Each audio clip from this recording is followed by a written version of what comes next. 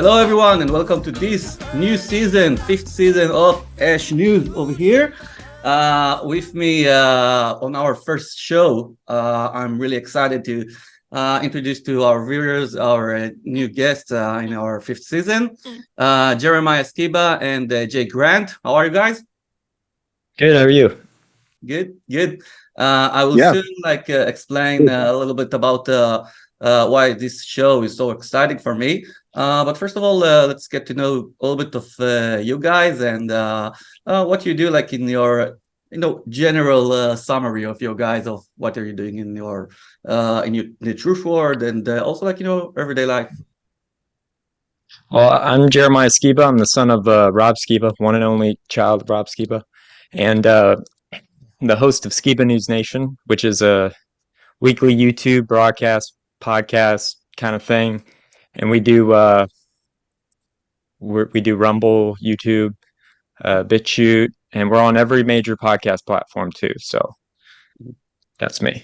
All right, Jake. And then my co-hosts. Yeah. Hey, my name's Jake Grant, and I'd been working with Rob since back in 2017.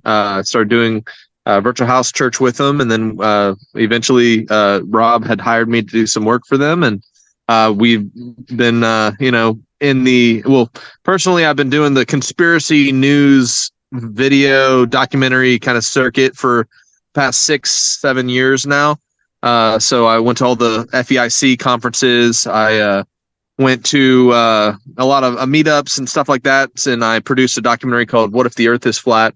And so from that, I kind of started dabbling my foot in kind of the alternative truther, news stuff. And after Rob passed away, went down and was there visiting Sheila and Jeremiah, and we came up with the idea to do Skiba News Nation. So me and him have teamed up, and so for our show Skiba News Nation, I've started doing the kind of current events and just general kind of conspiracy gossip train, I guess. And then Jeremiah has this awesome history segment, and we have Opa, Jeremiah's grandfather, does a cool news clipping segment. So we make a really cool team with a really variety show that brings in all this humor and just some levity to such sometimes really depressing topics. And so that's the hope with our show is, we look at, we're trying to be watchmen with a lot of things going on in the world,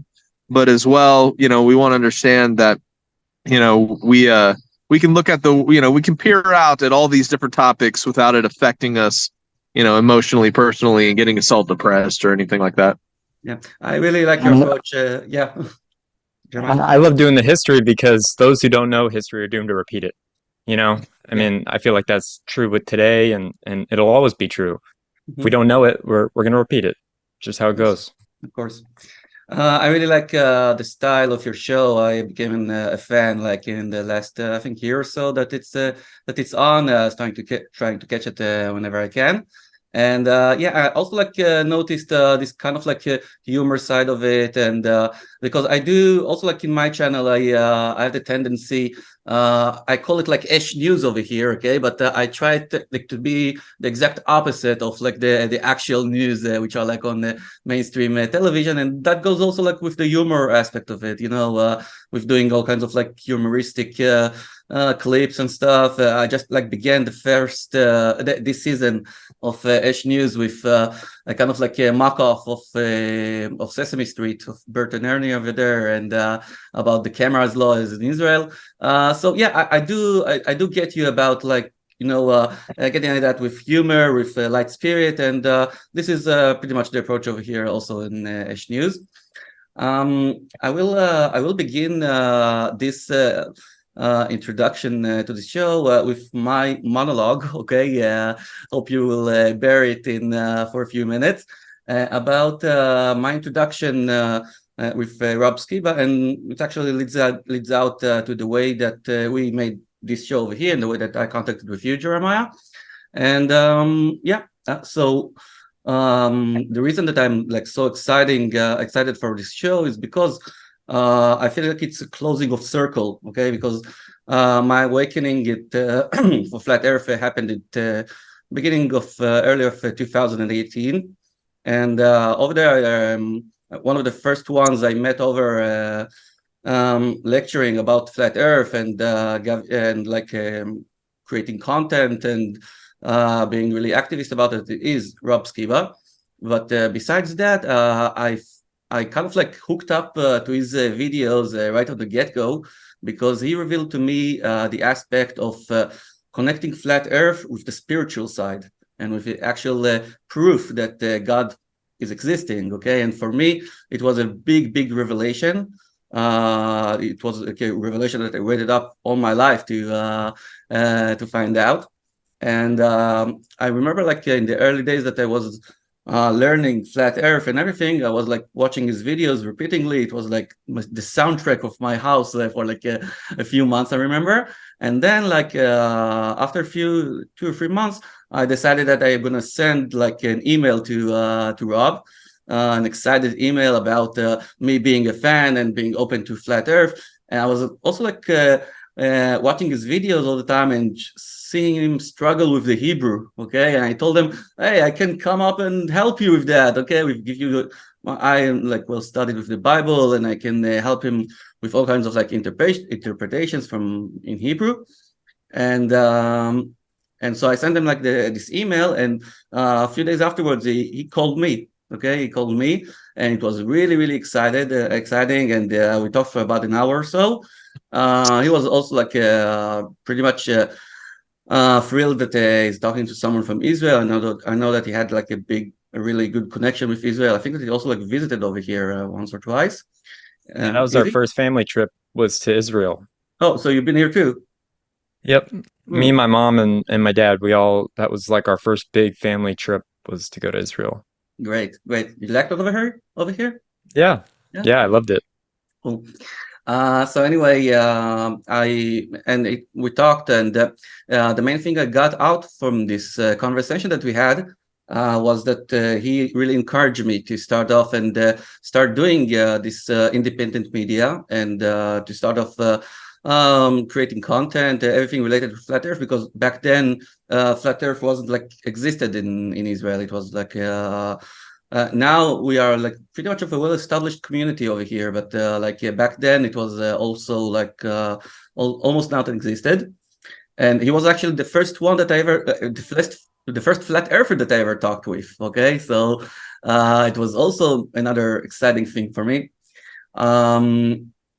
And then afterwards, I started giving lectures and everything with his spirit. Okay, I took like sayings from his lectures and all kinds of like different approaches that he gave over in his sayings, and I put it into my lectures. And till today, whenever I start explaining people about flat Earth, I'm using Rob Skiba's sentences to do so.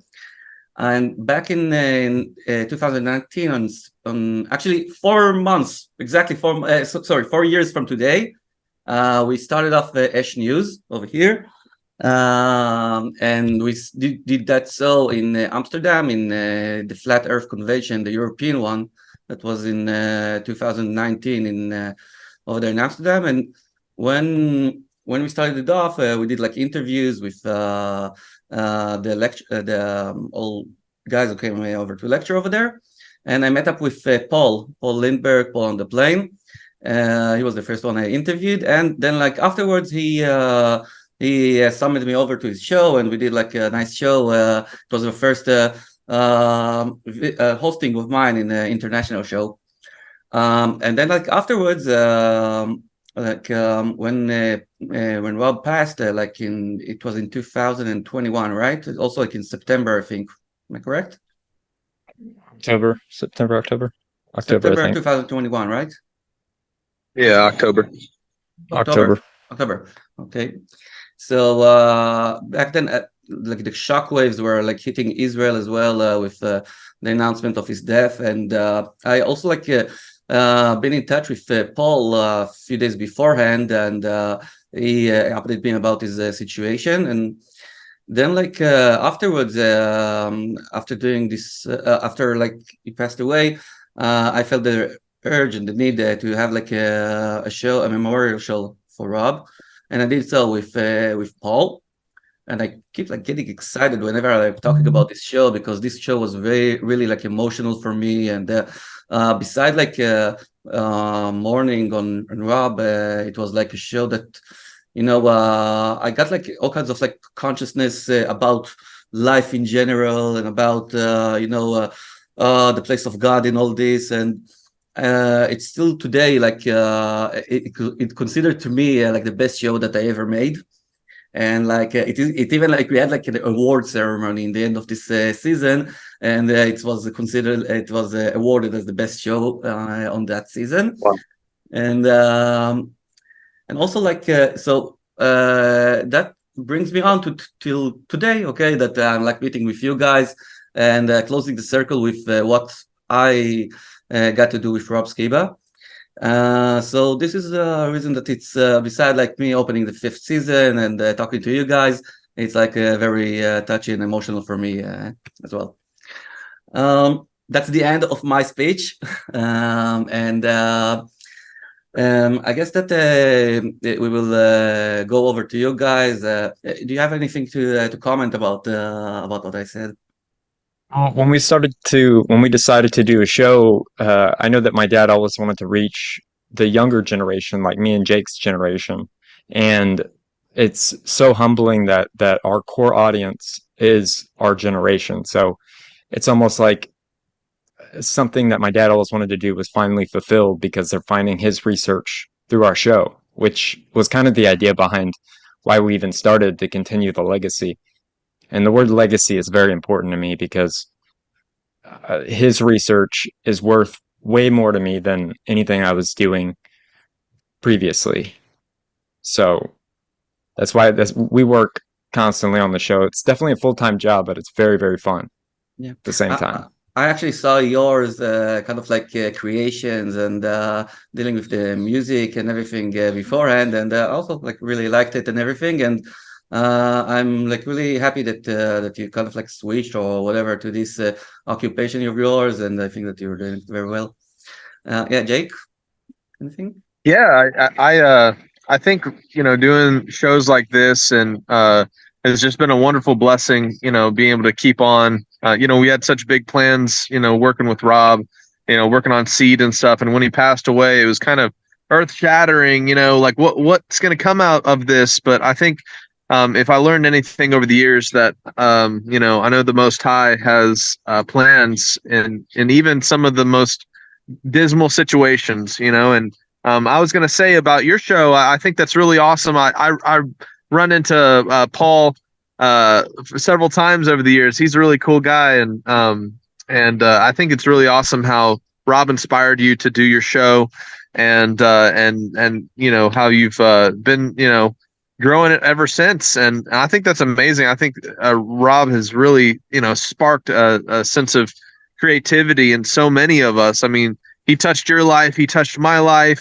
And now we're just carrying on this torch of truth, and I think that's really what it's all about. And hopefully what we as we put out content are inspiring in other people is realizing, hey, there is more to this realm that we live in than meets the eye.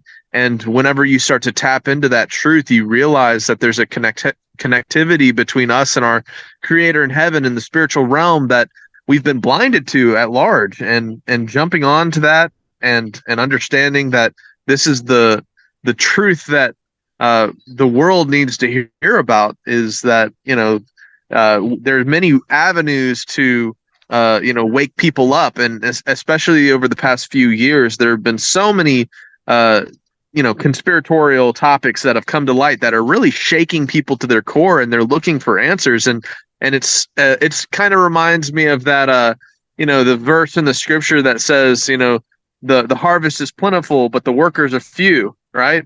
Well, there's so many people that are being shaken from their slumber in today's world, that shows like yours are so important, and getting the gospel of truth spread across the earth is so important in today's world, because people are hungry and seeking for answers.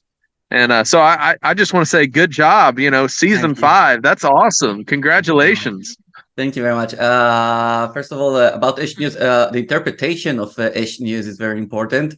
Esh in Hebrew is fire, okay? But also it's the initials of flat earth, Eretz Shtucha. So it goes like both ways.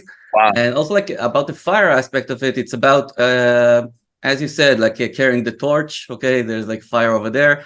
And all of the things that we're talking about, truth, I think it's like a fiery subject, okay? I think that should go out like in flames. So this is the method that we are like trying to put up over here. And and also like with the connection to the outside world, this is another emphasis that we got over here. We got like also like half of the shows are like in Hebrew, okay, for our viewers, but like I'm trying that some of like half of the shows will be with other from people from other states. I got like lots of friends in Europe and United States and Canada and Philippines and all over the place. So it's a very, beside like the quest for truth, it's been also like a very social quest, and this is, you get like a lot of another benefits and things like out of it when you're dealing with it. Of course, meeting interesting people and like you guys. So I want to carry on with the show. We touched a little bit about Rob's death, and one of the things that I saw over in on your channel that it's being published, the book of the protocol that kills. I think it was like published a few months ago. If you can tell me a little bit about the book. Oh, great. It's right here. Yeah. I keep it on my desk. The Protocol That Kills was a book that my mom wrote about how our tyrannical medical system here in the U.S. murdered my dad. Yeah. And there's an overwhelming amount of evidence in this book that proves that he was murdered by the medical system, where she recorded phone calls from doctors, nurses, which is legal in the state of Texas. I must clarify that. You can record anybody you want as long as one party is knowledge about it, is known about it. So there are medical records. There's all kinds of heartbreaking texts in there, because he wanted to get out, and it became a prison. So my mom's goal of the book was to save lives, to save future lives, because this is not the last pandemic. There's another one coming. There's always going to be another one coming. They're going to want to one up it. So it's always good to know the knowledge of the last one, and I feel like this book has saved lives. I get messages all the time that people are saying, this saved my brother, this saved my sister, mother, brother. I already said brother, maybe two brothers, but I think it's an amazing book. I mean, she took 2 years to write it, and it was like her whole life until it was completed. So it's an amazing read. Okay, so who do you advise to read it? For who is it meant for? What's that? The book, who is it meant for? Who is it like? Who's the audience? It's for really anybody, mainly people who want to know how my dad really passed. So people that love my dad, and even people who may not know who he is. I mean, it literally shows how the protocols of our medical system set up during the pandemic. I mean, they killed so many people. They killed millions of people. It's like the Nuremberg Code was not even like, all these doctors should be held accountable for what they did, because they break the code of the Nuremberg Code. It's in writing. Yeah. And they just break it. So she was like, look, no lawyer will take this, because they're too trying to think of the right word. They don't have the balls, and excuse my French, to take on the case. They're too scared to take on the tyrannical medical system, because the medical system has so much money, so much power. I mean, they're in the back pockets of everybody, and that's what we like to expose on our show. And it all comes full circle. But yeah, you can get her website is theprotocolthatkills.com, and you can also get it on Amazon. So it's a great book. Okay. Recommend our audience to purchase it. And from that point, yeah, I want to also like remark about the COVID times over here in Israel. It wasn't, of course, easy as well, but here it seemed to be more ironic, I think, than other places, because with the Jewish people and like living in Israel, it's always been contacted with the Holocaust, like without the COVID, and over the COVID times, we actually saw how our governments are using the same methods and the same aims, that the same ones are like the Nazis used in back like 90 years ago.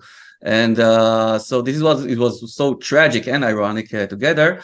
And as you said, I don't think it's like the end, okay, of that or any kind of other scam that they will do against the public. And but from that point, I want to actually go over to the spiritual side of things, okay, because I see this whole war with the governments versus the civilians, okay, with like. I can see it like the spiritual forces which are like standing behind it, okay, and I can see the both sides, and I don't know, I see the spiritual war which is happening, and everyone is sending its adversaries to to stand by his side. And I don't know which kind of like words you want to use like to describe the sides, okay? If it's like God or Satan or the Holy One or the Devil One or whatever, okay? It doesn't really matter what's their names, but I want you to give me kind of like your perspective on things, okay? Yeah, do you see it as a spiritual war with everything that goes on in the world right now? Jake. Yeah, absolutely. It's a time of testing and kind of a refining of people throughout the world.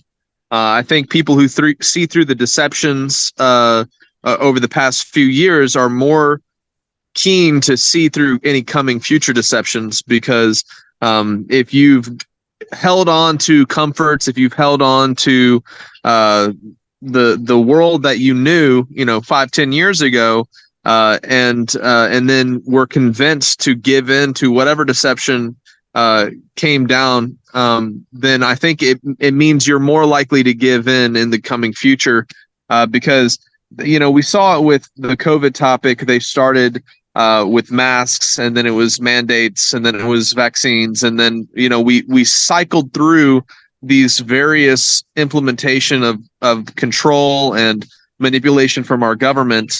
And the way that they convinced us is they told us that we would lose our privileges as a society. We would lose this or that. And personally, I do think this is a spiritual test of our resolve and our fortitude to depend, for one, on the Most High to preserve our health versus seeking after the creations of mankind to preserve our lives in a situation where there's some type of virus or disease. And I think it's really interesting that we see a lot of the most draconian measures happen in major city metropolitan areas. And I think that's a message to where more extreme things are going to happen in the future. So living in the city, people are not able to exist outside of the pre-existing systems. And I was actually a little late joining up today. I know I was late, and partially the reason is because right now my family and I were out celebrating Sukkot here out in the wilderness of Missouri. But I find it really interesting, like these practices prepare us as a people of faith to exist outside of the system. You dwell in booths, right? Which is the premise of Sukkot. And so it's kind of a object lesson of whenever difficult tests and trials come, especially in the cities, then people who are trapped to the comfort systems of the system at large, such as you don't know how to grow your own food. You're dependent on Walmart or whatever your local grocery store is to eat.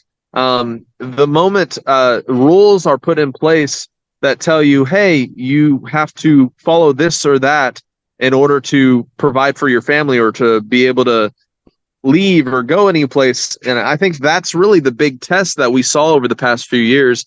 And it's kind of the resolve that people have to buy into whatever the mainstream narrative is, or be willing to risk their comforts and question it. And I will say that's one thing that's been so amazing about the Flat Earth community is they have really shown themselves to be very resilient when it comes to looking at new deceptions that are coming on the scene, because we're already so aware of all the other lies and deceptions that have been dealt out over the past 60 years since the moon landings, and so it's really it's so interesting to see how different communities react to the overarching mainstream narrative differently. And it's almost like I like to use the biblical analogy of Gideon's army, right? Of how the people that ended up actually fighting in the battle were whittled down from a large fighting number, and it was through a variety of tests and trials, and I think that's kind of what I'm trying to wrap up here with, how it is a very spiritually trying time, and it all boils down to our love for the truth, our love for our faith in our Creator, but also are we willing to challenge the things that are being presented to us, even if it means risking personal comforts, even if it means stepping out and building communities outside of the system of Babylon, so to speak, right? And so that's what I like to say about today's world is we're learning so much about how people interact and can just so quickly as a group think move towards obedience to the government. When I know here in the United States, everybody 5-10 years ago would have gawked at the idea that people would so easily bow to mandates and go along with a lot of these things that happened recently, and now it's kind of like the name of the game to me is community building, because partially I believe our individual experience as the world moves towards this new world order agenda will be based on the people you surround yourself with. And so your community truly is likened to your judgment and your experience when the world falls apart, or when these powers start to enact their satanic control over the world and start to push and pull and try to control people.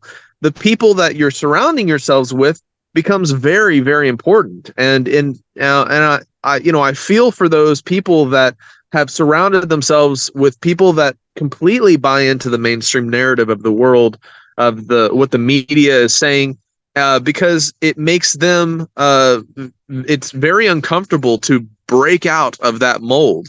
But if you're surrounding yourselves with communities like the FE community, or you're surrounding yourselves with people that are realize that having a strong faith and strong resolve, and not having to bow to the systems of government and of man that seek control in our lives, then you're going to have somebody to stand with you arm in arm whenever new things happen in the future and deceptions come in the future. And so long story short, I think that's how the spiritual trials are rolling out recently. It's just a test of your resolve and your ability to stand with other people who are also standing against these deceptions.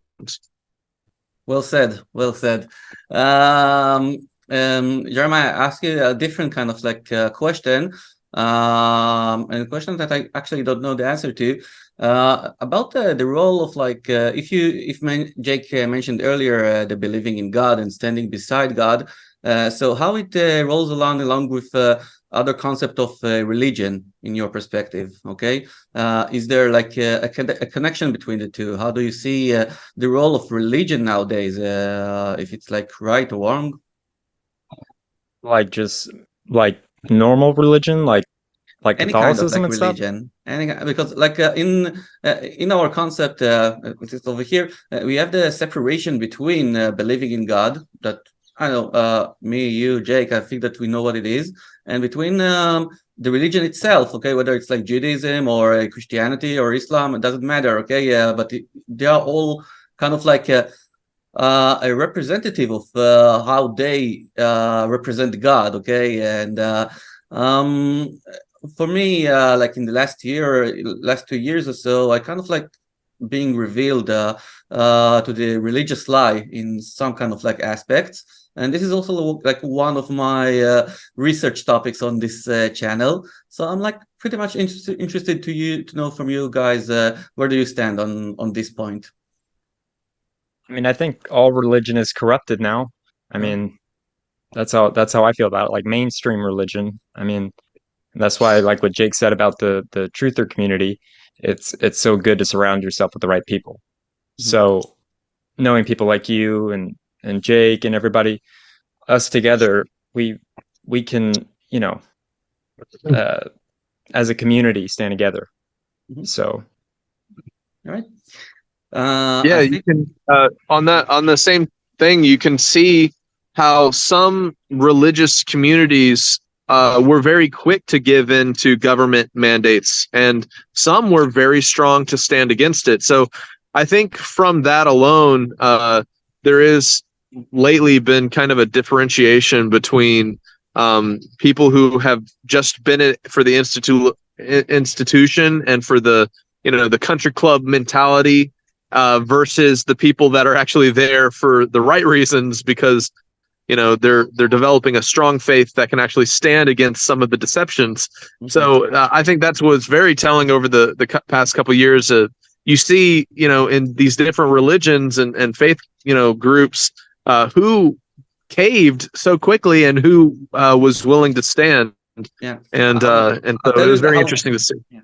I'll tell you how I kind of like summarize it. I think that today the world is there are like two kinds of people. Okay, people who believe people and people who believe God. Okay, and the thing is that you see also like in the religion aspect, you see that those guys, the religious folks, they don't actually believe God. Okay, they believe other people. They believe their pastor, their minister, in if it's like in the States over here, it's the rabbi, and whoever like stands on top of the rabbi, and is like they have their own pyramid, and in that aspect, they became like any other like field in in our society, like I know. Medical, legal, whatever, that they have their own like pyramids, and they have to follow whoever like stands in the top of this pyramid. And I truly believe that also like the two other like scenes of religions that I noticed is first of all, the way that they convince you that only through their channels you can reach communication with God and with getting your spiritual side affiliated in reality only through like if you follow that religion or that religion, whoever's like fits your culture. And besides that, I saw the big scene of like materializing God. Okay, like in Judaism, it's very blunt. Okay, you can see that with the mezuzah, the entrance, and with this tefillin, this black cube thing, and all the holiday symbols and things that which are have more feeling of a paganistic culture than something which is like supports one God, or something which is God which is not materialistic. I don't think also like synagogues or churches are something which is actually worthy to symbolize God in any way. So anyway, I'm happy that we cleared this point. And in my personal story, when I in the last 2 years or so, as an Jewish Israeli over here, it's very the mind control of religion is very harsh. Okay, not only like with the two things that I mentioned earlier, but also with hiding the true story. Okay, because like in Israel, whenever you are, the way that you are being brought up is that only the Old Testament is existed. Okay, the New Testament, it's you're getting thoughts about it, you're getting sayings about it, that it's false, that Jesus over there is just a liar, you shouldn't like read this book, whatever. It's actually being called Yeshu, and yet not Yeshua, like it's written in the New Testament, which Yeshu is kind of like the meaning name. Okay, the meaning name, they kind of like they always say that Yeshu, it's kind of like the initials of Imach Shmo Vezichro, which is kind of like the title that they're giving Hitler. Okay, and this is the indoctrination that I was brought into regarding like religion and the story of Yeshua.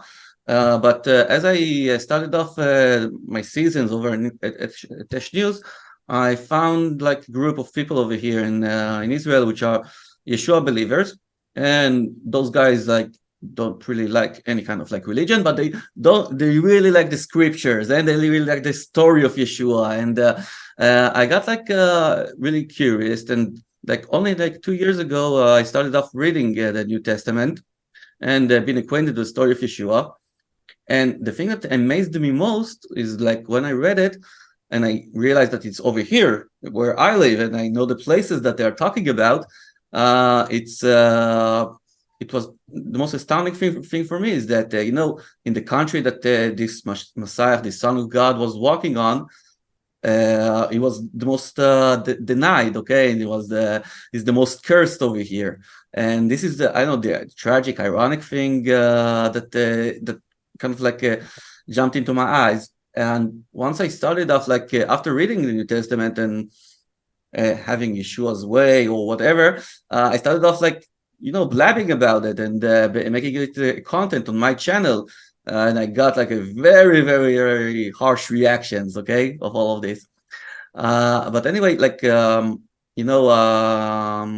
because the story of fear in Israel, it's kind of like a feeling of, if you're talking about the truth word, it's kind of like the living room. Okay, if the whole world is the house, okay, is the house. So Israel is like the living room of the truth thing. Okay, because the Bible stories happened over here, and you think that every time that there's like a crisis and big crisis in the world, you feel like that Israel is in the midst of it, in the middle of it. It kind of like shows the world how should we act or disact or whatever. And this whole story that they kind of like, when it concentrates in Israel all the time, regardless if it's war or whatever, kind of like brings to the conclusion that it's not in coincidence, okay? Do you think it's in coincidence? No, well said. Yeah, I mean, as it's written, Israel was set as the center point of the nations in the scriptures, and I think that's very true. It does seem to have this kind of a focal point of the world, is through the land, and I think it's amazing. I remember, you were talking about the COVID topic, and I remember seeing a lot of the things that were being rolled out in Israel seem to happen right before they started rolling out in other locations around the world.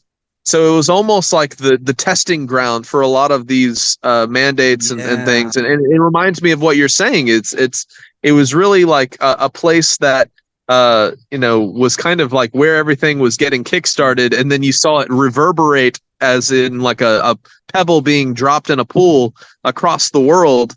So that was very interesting to see, and it kind of lines up with what you're saying.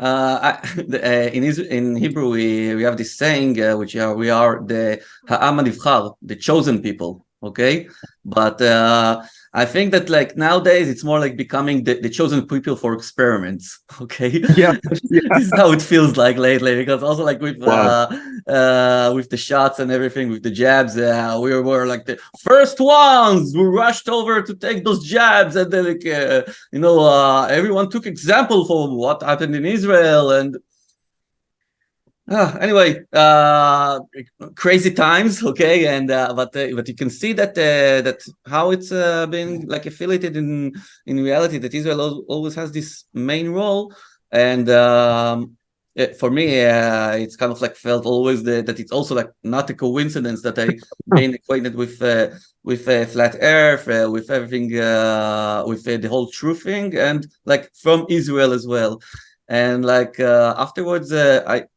I said that I want to talk about it on this show, but I have a very big revelation about the place that I'm living in, the city of Rehovot, which is mentioned in the Bible in Genesis 26, and over here also like revealed kind of like a story which is related to flat Earth, but maybe another time we will catch up on that.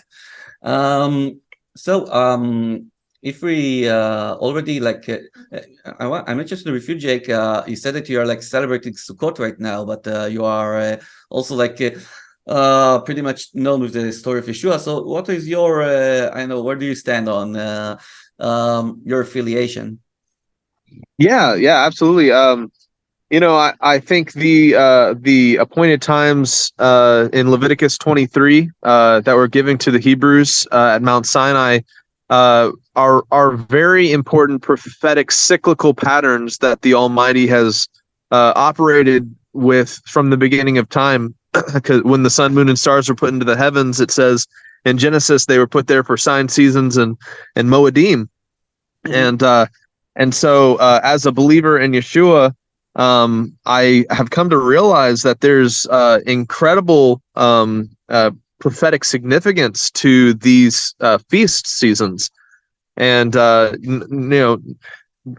simplest of which we could mention from the New Testament would be Passover, of course. Through the gospel account, we see Yeshua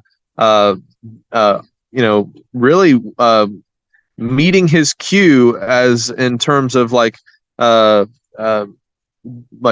walking into Jerusalem the same time that the high priest would bring in the lamb that was to be slain for the Passover feast, and we see a significance to the resurrection date tied to the Feast of First Fruits. We see biblically the Feast of Pentecost or Shavuot with the giving of the Spirit in the New Testament, and so those are the spring feasts that are many Christians are well acquainted with, and while we've kind of my personal faith walk has stepped away from denominational Christianity and Catholicism and all the traditions and doctrines of men that come with those religions.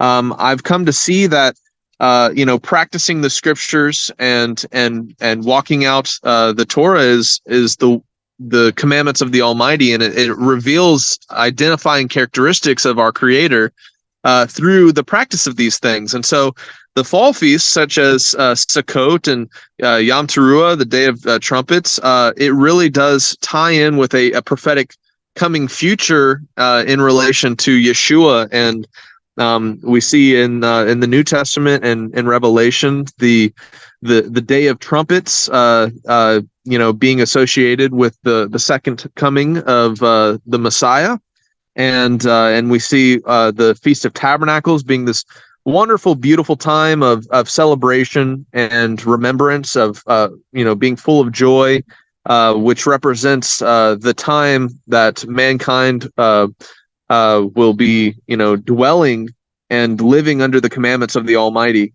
And so it's a time that we like to look at as it symbolizes also exiting the systems of the world, living in the wilderness, living in the booths, and being provided for by the Almighty, as the scripture talks about. The children of Israel were brought out of Egypt and provided for in the wilderness. And we see in our world today all of the deceptions and the wickedness that exist and are propagated primarily within the city systems.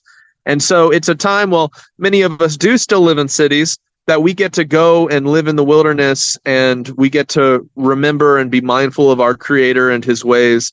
And it's also a time that we get to prepare and practice living in community together, outside of the system of the world. And so we do this, as a believer in Yeshua, my family and I, we do this because we recognize that, there's a prophetic time, as in the book of Zechariah talks about, that all of the nations will actually be keeping the Feast of Tabernacles. And it's pretty amazing. And it says, after the day of the Lord, many people will be coming to keep the Feast of Tabernacles there at Jerusalem. And the nations that are left over after the apocalypse, so to speak, that refuse to keep the Feast of Tabernacles, they won't receive rain on their land. And so to us, it's all a preparation and a kind of a practice, a test rehearsal for a time in the coming future under the Messiah that all of the nations will be celebrating and keeping these practices that are written of in the scriptures. Sorry.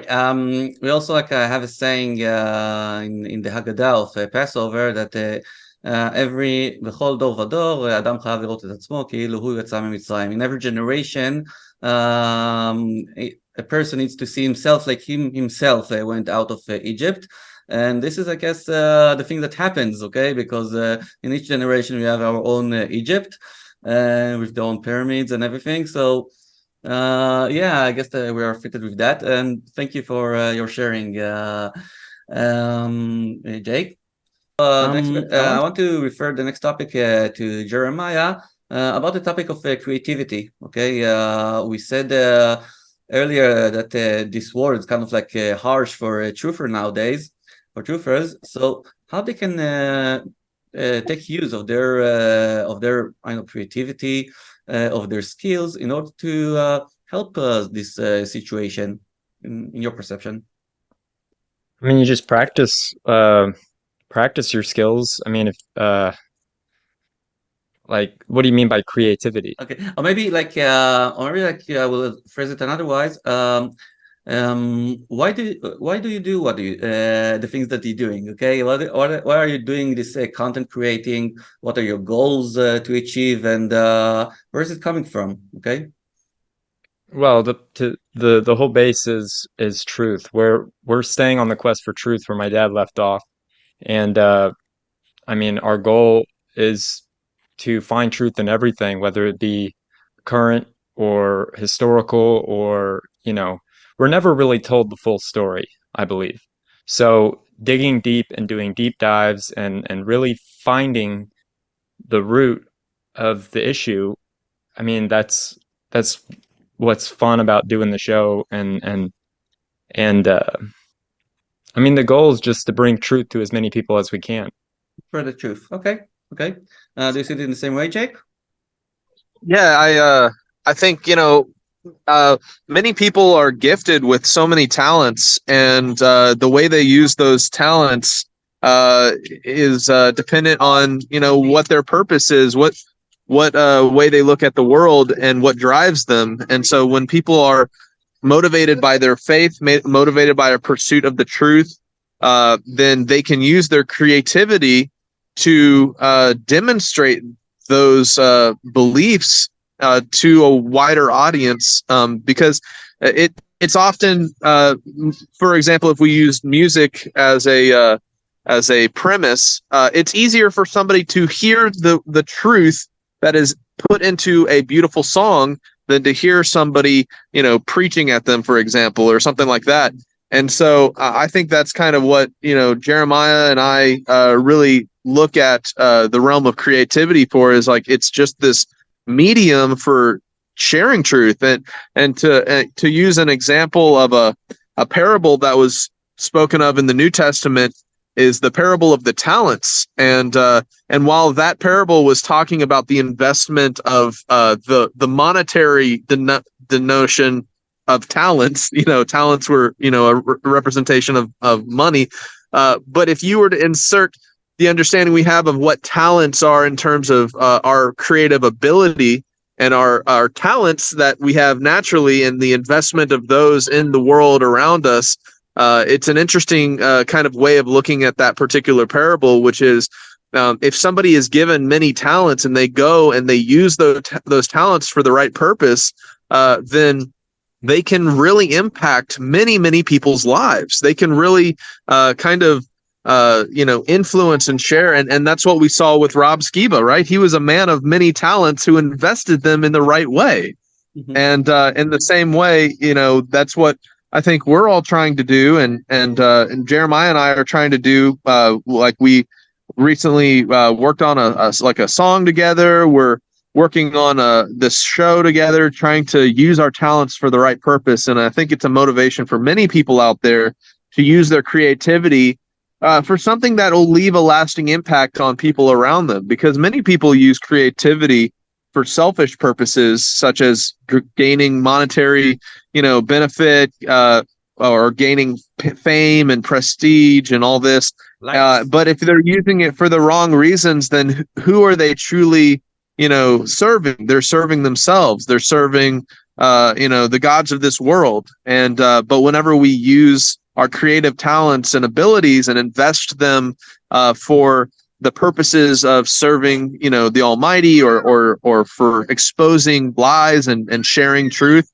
then it really changes the motivation behind the projects that you put out. And it really is, it's like more fulfilling, I think, is the way to put it, because now we're using our talents and the abilities that the Creator has blessed us with for something that will actually leave an impact on somebody's life, rather than us using our talents and abilities to just suck resources from others. So it's kind of flipping the script in terms of what the world presents us as fame and prestige, and be very full of talent and creative, and use this to get people to pay you money for your benefit. And rather, now the motivation is we're doing these things for others' benefit. I really like the dilemma that you presented over here with the whole fame and fortune thing, that the value of that, okay, of, let's say, popularity, okay, and the other value that stands on the other direction is usually truth and God, okay? And usually I feel that every time that I kind of goes on to the popularity side of it, then I get being distanced from the truth aspect of it, okay? And I want to share with you the way that I kind of resolved my role in this thing. I think that what I do is not for, of course, it's not for fame and fortune. I didn't get any Israeli shekel out of the whole thing that I'm doing for 4 years. And no, I don't have much followers and likes and things like that. But the reason is that I'm thinking that the creation is being made not for the truth. Okay, the truth is it's the topic of the creation.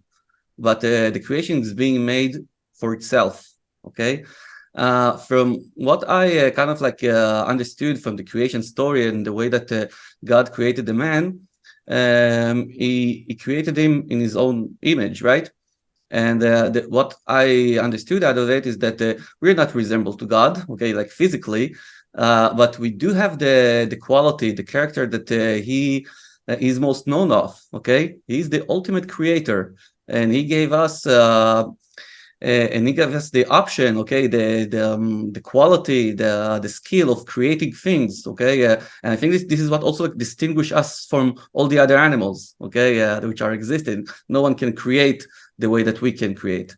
And once I got this, I got into the conclusion that the creation itself is it's enough motivation to create things, okay, because once you brought off things from non-existing world into the existence world, you did a great thing, okay?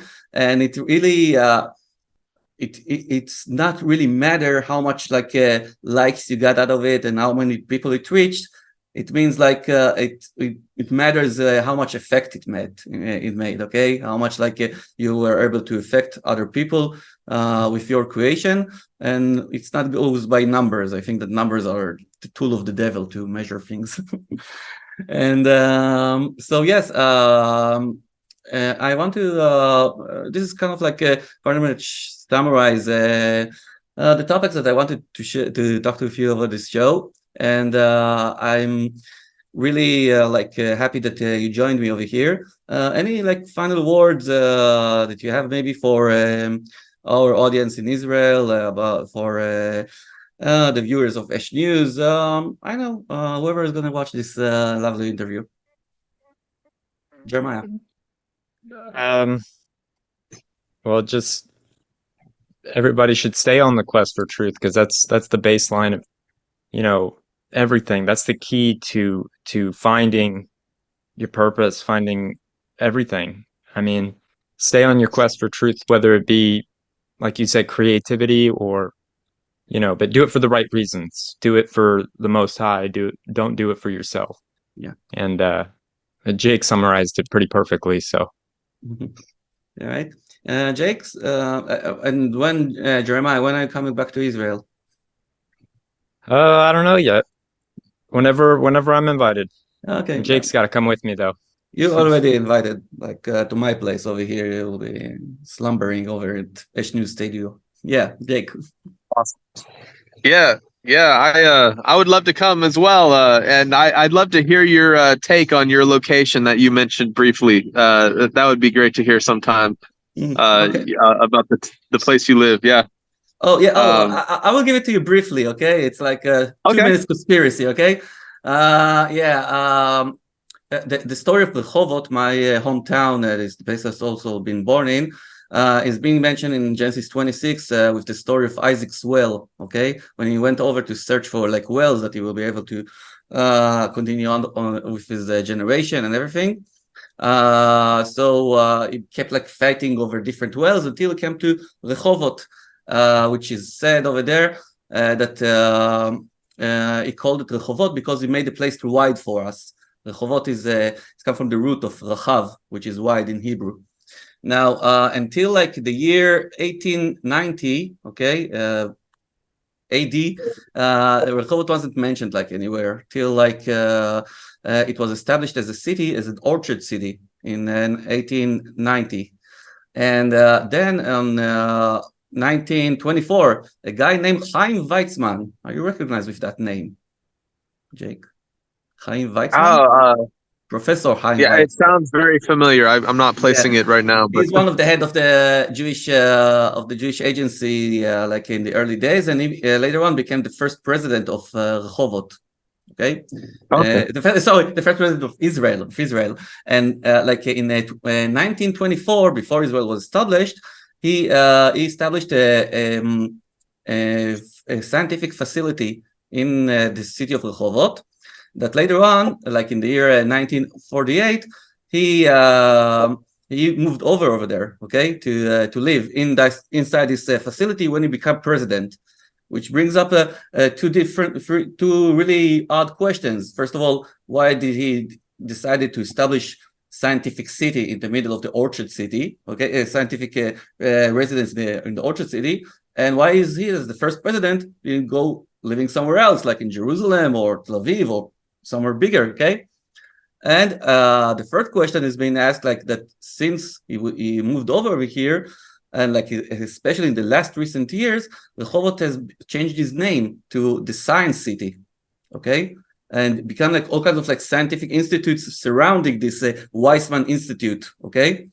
Now, those three big questions, why Rehovot is being acted like a city of steroids and everything, and on steroids of science, and why that Chaim Weizmann moved over here, and why did he decide to establish a scientific facility in the middle of the orchard city, has one answer, which is that the well of Isaac is still existing today.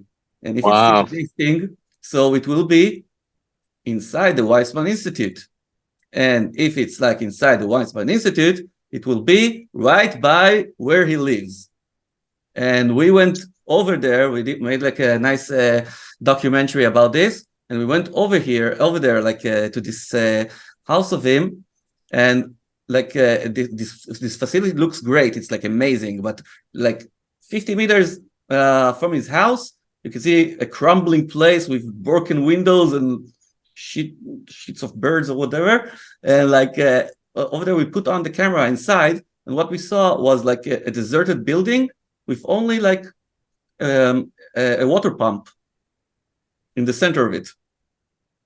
Okay, and that brought us to the conclusion that Chaim Weizmann was brought over to this place to take over this holy, I know, godly touched artifact, which is still existing over here, and they built this whole big scientific facility on top of this well in order to hide it, and that pretty much similar to the story of Flat Earth. Okay, the way that they are like keep hiding our beautiful place with like stupid spinning ball. Right? Wow. Yeah, that is very interesting. Yeah. I do advise you, the movie, I sent you a link over there, and the movie is on my channel, The Secrets of Isaac's Well. It's in English, so you can watch it, and recommended. Awesome. Fantastic. Yeah, that's amazing. I just wanted to say I really appreciate you having us on to your show, and I wanted to say hello to your audience and thank you for having us. It's been really good discussing these things with you, and I'm already very intrigued. You know, you have such a wonderful perspective there, and you know, just sharing that is already makes me wonder what other interesting things we could get into conversation with sometime. Yeah, and we can cooperate on all sorts of levels, creativity, art, discussing things. Sure, I will be happy to cooperate. And good luck to you guys with Skiba's News Nation. I do recommend everyone to watch it and to follow it. One of the best contents over the truth world. And Jeremiah, thank you for contacting me and coming to this show, and also you, Jake. We'll see you again soon over here on the H News Season 5. Bye-bye. Thank you for having us. Bye-bye. Bye-bye. Bye. The earth is flat.